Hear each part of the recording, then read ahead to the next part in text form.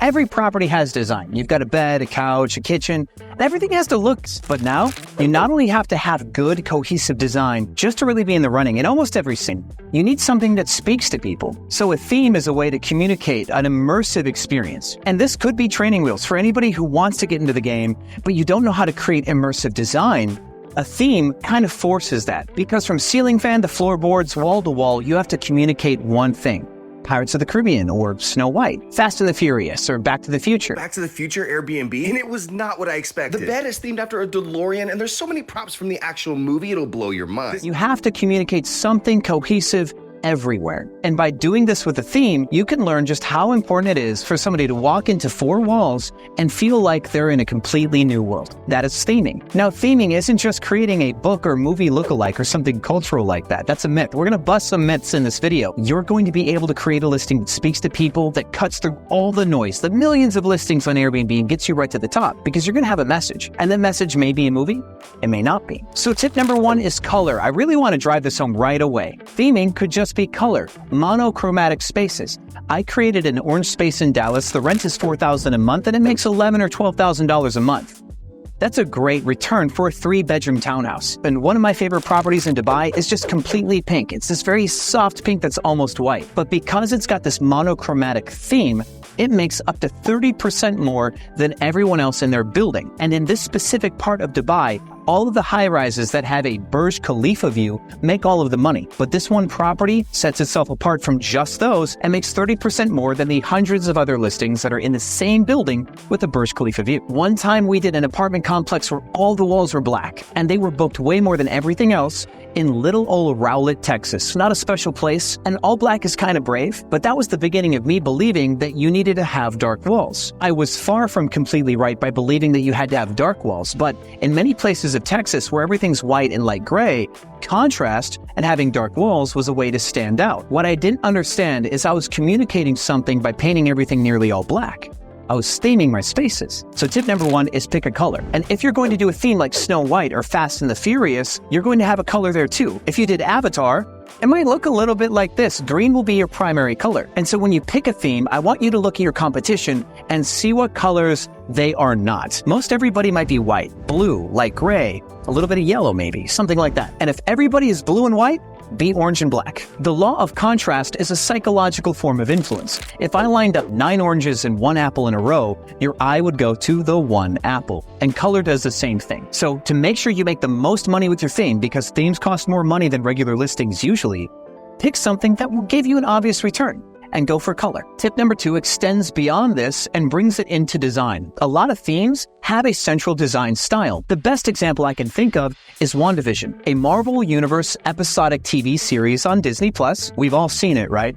We've all seen it. And if you remember, in that episodic series, they went from like 1950s to 1960s to 1970s. Every single episode, they went further and further forward in time. But in the beginning, the first few episodes, that is mid-century modern design style. With the TV stands and the geometric artwork and the colors, mid-century modern is still today a very popular design style, along with rustic farmhouse and contemporary. So if you did WandaVision, all that stuff would be easy to buy. And that's kind of the point. If you're going to do a themed property where you can either buy everything from IKEA or Amazon and still get the job done, or you have to build everything from scratch, it's going to cost you a lot of money to build from scratch. And if this is your first themed property, you're considering doing this for the very first time, I would recommend that you don't go for something wildly expensive before you have experience with themed properties. This is me being cautionary. I'm not going to tell you to swing for the fence.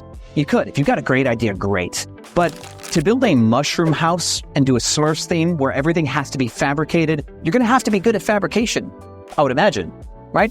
Let's move on to tip number 3. And tip number 3 is definitely a Disney tip. If you've ever been to Kissimmee, Florida, you know how many properties look like a Disney movie. It makes sense. People are going to Disney.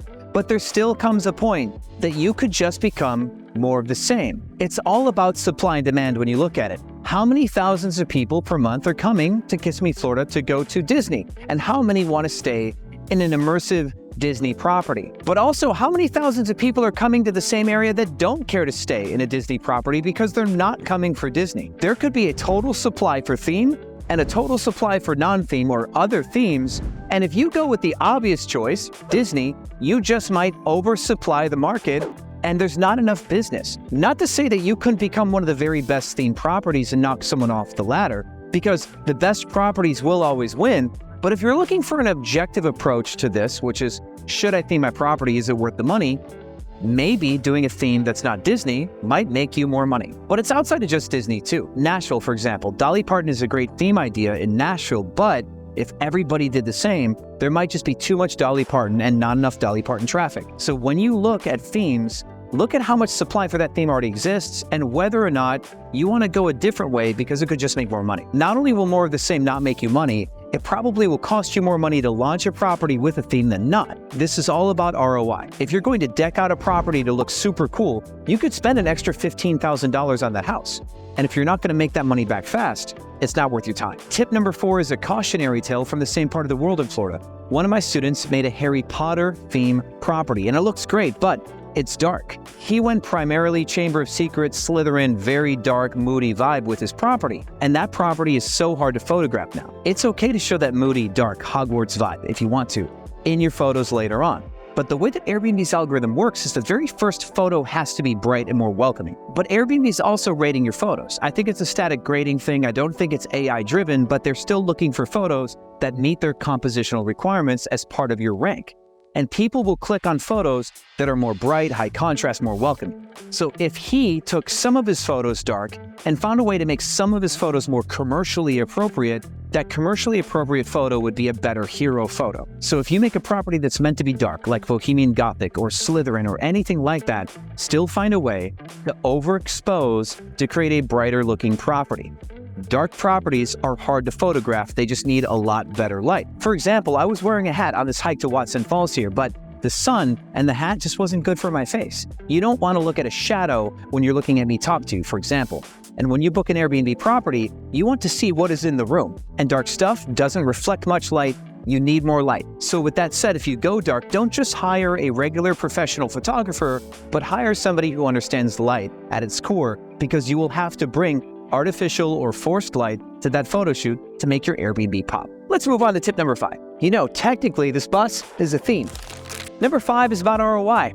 Don't do what I did. This is expensive. Consider ROI when designing your next theme property. I bought this bus over a year ago and I've let it sit. I'm really enjoying the overhaul. I'm designing it. I love the renovation. It's a lot in a way for me.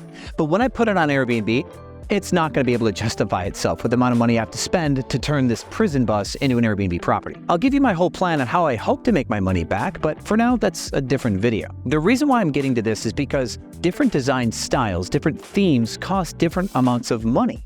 And some could have the same gross impact as others. You could spend a little bit of money relatively, being creative, good paint, some props, and get the same gross amount of money, make $500,000 at the end of the year or something like that with one design, one theme. Or you could spend 10 times as much on some outlandish theme that nobody else really cares about and make exactly the same amount of gross cash. And because you spent 10 times as much, that's a bad deal. What I would like you to do is some research. I want you to identify a customer that you can serve with a regular property, regular design, nothing too crazy. And I want you to identify what kind of net profit you can make on that customer. Then ask yourself, well, if I did a theme, could I crush the rest of my competition and make a bunch more money? And then do your comps on that. And I want you to look at the incremental increase of cost. How much more would it cost you to do the theme? And how much more profit could you make? In my world of arbitrage in Dallas, I've done 2 separate 3-bedroom houses. One's the orange space, one is the one with the grand piano in the master bedroom.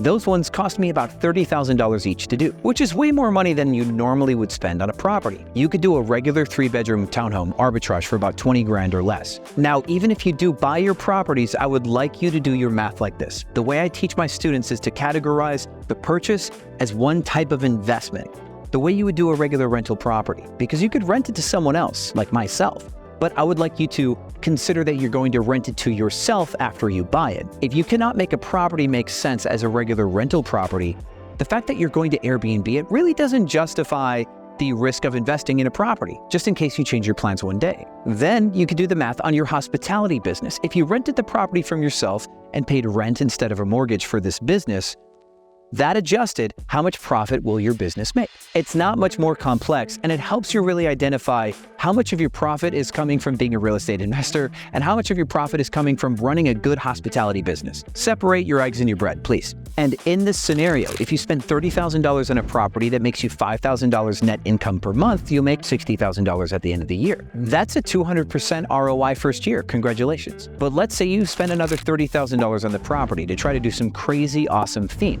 But then instead of making $5,000 net profit per month, you only made $8,000 per month or $7,500 net profit per month. Your ROI on that second $30,000 investment is only getting you roughly 100% net income instead of 200%. You could just do two separate properties, $30,000 each, and make 200% ROI on both. That'd be a better way to spend the money. But you could be in a market where competition is so high that if you spent that $30,000 on a property, you're still just kind of average. And you may not make 200% first year. You might only make 60% ROI. God forbid you just break even. But just to invest maybe even $10,000 or $15,000 more on looking like you put some effort into the home or some type of theme, you could then suddenly cut above the crowd and make 100 to 200% ROI, where you were just floundering on the other example.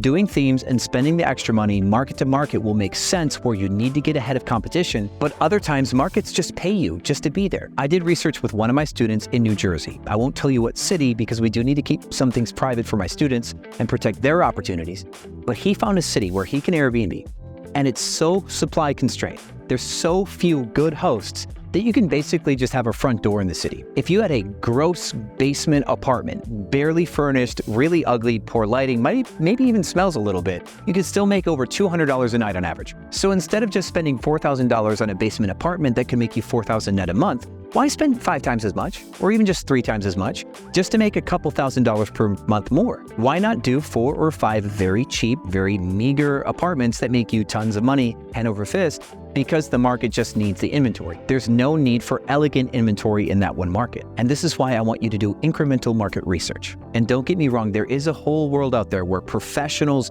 build Airbnbs from scratch. They buy the land, they design the space to be a short-term rental, and then they build it. And to do that flies in the face of my advice, doesn't it? I recognize that my advice for you may not be your forever advice.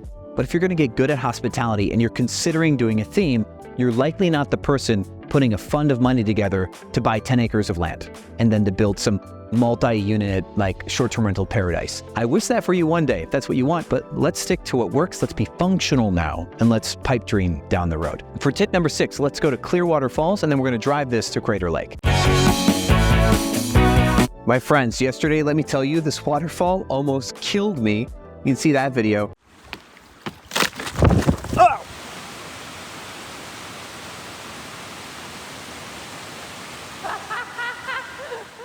Not my best moment. Tip number 6, though, is to diversify your one theme by making each of the bedrooms look as different as humanly possible. And this is important, and it's not just with themes. You want to make your space look high budget. You want to make it look like you put a lot of effort in. You want the home to seem as big and full and open as possible. And if you have all of the same type of room, then it's not going to be as attractive. And one of my students made a mistake with this, with that Harry Potter house that I told you about. He made a Hogwarts theme home, not just Harry Potter. So specifically, you walk into the home and you think you're in Hogwarts, you're about to go to school. And each of the 4 bedrooms was a different house. Slytherin, Gryffindor, Hufflepuff, you get it. If you remember the movies, this gets explained pretty well. Harry stays with Gryffindor up one set of stairs, so does Slytherin, so does Ravenclaw. And all of their dorm rooms look pretty similar. There's stone, there's these kind of junky beds, all the same colors, the only difference is the banner. And in his Harry Potter themed space, he did the same thing with the bedrooms. It looks like a dorm room for each of the 4 houses. This is congruent to the movies, which is cool, but it's not nearly as fun as it could be. So what he could have done is he could have had for Slytherin like a Voldemort Snape themed room. Maybe the basilisk or something like that in there too, right? He could have the Phoenix from Dumbledore's office in the Gryffindor room. He could have went in the Aladdin direction for Ravenclaw with that Cave of Wonders kind of meets the Chamber of Secrets kind of vibe for Ravenclaw's lost item. Maybe do a little ghastly theme. And Hufflepuff, who knows? But the point is he could have went in a completely different direction with the personality of each room, making the home look more diverse, more full, more alive. This is much easier to give examples for with Marvel Universe. Let's say you did a room for the Avengers. You could have a Wanda room, which could also be Scarlet Witch, where it could be mid-century modern, because we talked about that, but it looks like it's transforming into the corner where it becomes like all red and gothic, like the Reality Stone is being used. And for Captain America, a Captain America slash Bucky Barnes, Winter Soldier vibe, and you make it look like it's snowing in the room. That would give you a little diversity, so you could do an Iron Man themed room, because Captain America and Iron Man, their colors are too similar, their value proposition as a superhero is too similar, so you could do a like Metropolis theme for Iron Man, maybe even make it look a little bit Batman themed, for example. This would give all 3 rooms a huge amount of diversity. I mean, Hulk would be easy, just make the whole thing green. And this is because you want to protect your investment. If you spend a ton of money on theming a space, you want to make sure that that theme hits your audience, it hits your audience hard. You want to do a better job with your theme than anybody else who would do that theme. So imagine someone else does a Marvel or an Avengers theme, and it's just that they have Avengers pillows and some posters, and they paint their walls red, and maybe they've got some Agents of S.H.I.E.L.D. coffee cups, and that's it. That is pretty weak. And if you take this best practice to really be immersive and make every room count from top to bottom, there could be 20 different Avengers themed spaces in your city, and yours is the only one that matters all of a sudden because you put in this extra effort. Yes, it's the morning. Yes, I'm wearing the same shirt. It's a movie thing. I didn't want to have to explain myself at the beginning of the tip, but I stayed here in Clearwater Falls last night. I parked literally 50 feet that way, woke up to the waterfall. It's really cool. So now we're going to Crater Lake, and then we're driving, I think, to Crescent City, so that way we can see some redwood trees next. I will see you in tip number 7.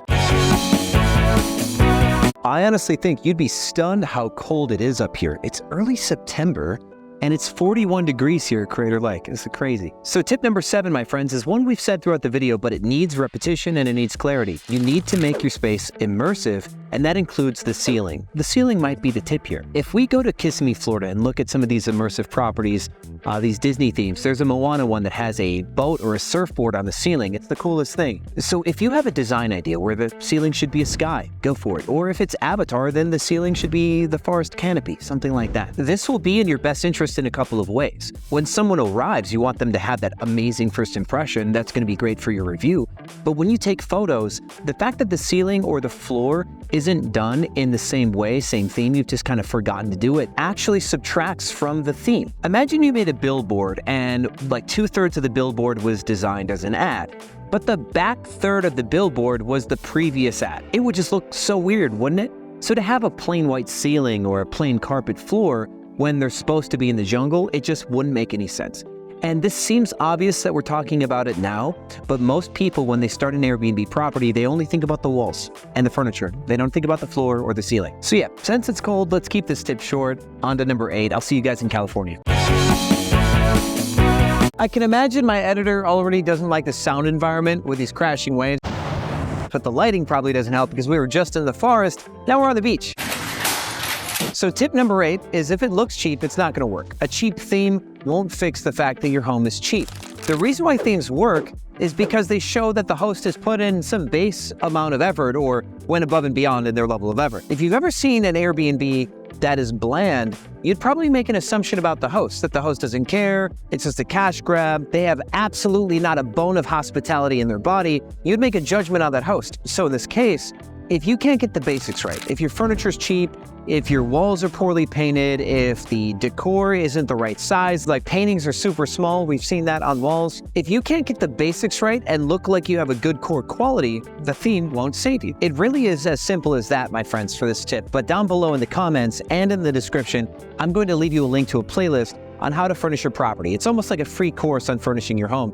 In that playlist are a few videos on like some really cool furnishing tips, and one of those videos specifically is highly valuable because it talks about what you should consider when buying individual pieces of furniture, like durability, replaceability, cleanability, stuff like that. Watch that video if you haven't seen it after this one. Now, tip number 9 is you should ask yourself, are you even in a position to leverage theme as a way to make more money? I did allude to this with the whole New Jersey concept of just having a front door can make you a certain amount of money. And beyond the points that I've alluded to already about ROI and front door value is You may be in a market that will not absorb a theme. No matter what theme you think it's going to be, you might just be all business travel, and that's okay. Or you don't have the acumen to design a theme that's actually as cool as you think it is. And a little bit of self-awareness is going to be okay here. You may find that themes, even though they sound cool, your strength may be something else. You may be like me. My first 6 or 7 years in this industry, I didn't do anything creative or fun. I mean, I thought I did creative and fun stuff, but if you guys go back and look at my videos 5 years ago,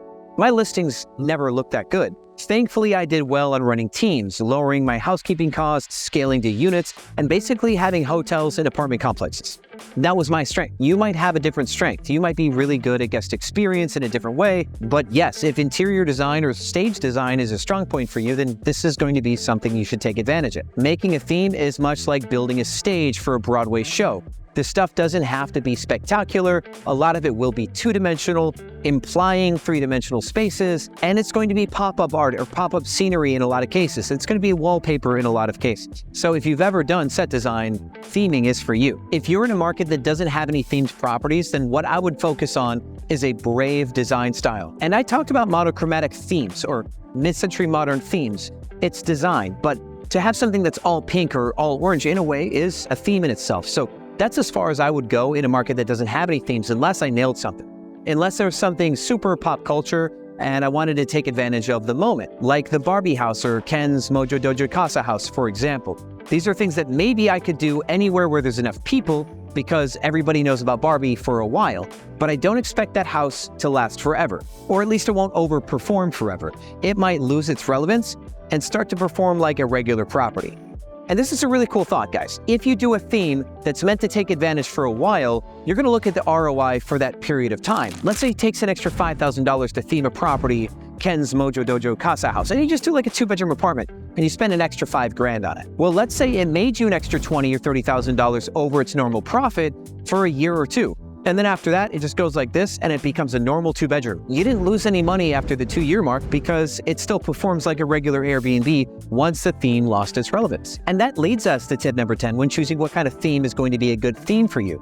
Let me segue with this statement. Because something can lose relevance, don't do something that becomes like undesirable after it loses relevance. Let's say there was a new horror movie that was like Scream or like Saw, and you did something that was themed for Halloween for that. But to keep it up all year round, somebody might go, this is just really creepy and ugly and I don't want to stay there. Unless you were in a haunted city or a ghost town like Terralingua, or maybe Salem, Massachusetts, you could get away with something witchy all year round. Unless you're in an area that could really hold that kind of grungy, ugly, scary vibe, then seasonally would be your best shot, but then you should undo that at the end of the season because it no longer will make you more money and it could lead to you making less money. And this led me to a thought about the different types of themes that are out there. There are pop culture themes or trending themes, and then there are classic or timeless themes. What's really wild is Disney would be a pop culture theme, but they've become timeless. So doing a Snow White theme or a Moana theme will last for a really long time because you can count on Disney pushing that product. In the same way that we count on Airbnb to push our products, right? We put something on Airbnb and we're hoping that Airbnb shows it to enough people that we get booked. In this case, we're also trying to take advantage of Disney, Pixar, Marvel Universe in order to try to get people to pick our special product also inside of Airbnb's inventory. So let's say something crazy did happen in pop culture, like there's a new Barbie movie, or something weird happened with the election, or Texas got its independence, something like that. You could do a themed property to take advantage of a moment in time, and you could ride that until the wheels fall off. Or you can go with a timeless theme like a monochromatic pink, or do a Disney theme in a Disney area. We're gonna beat that horse, guys, because that's the themes that people often think about. So you can do Dolly Parton in Nashville, you can do haunted houses in Salem, Massachusetts, you can do Disney themes in Kissimmee, you can do a lumberjack or Smokey the Bear theme up in the Pacific Northwest or something like that. But depending on the market you're trying to break into, there will be tiers of effort that you have to put into your home. And please identify that maybe you don't even need a theme because that market doesn't have that level of competition yet. Let's just land on that. You may find a market, like some stuff in Oregon, that you just really don't need anything but good basic design and good basic customer service, and you'll be as good or better than almost every host in that area. There will always be a couple breakaway properties because Airbnb is not 2 years old. There's enough good hosts everywhere that there's always going to be a couple good listings, but it's really easy for you to be top 5 or top 10 in these markets. If you go somewhere like Dallas or Miami or Chicago, Yes, you're going to have to fight tooth and nail to get to the top. Place like Dubai, everybody's got really nice properties. So more than just good design, maybe a theme can set you above the rest. Thank you so much for watching this video all the way through to the end. Again, let me remind you of this playlist on how to furnish your property. I'll put it right here. Please enjoy that. And as always, my friends, I'll see you on the other side.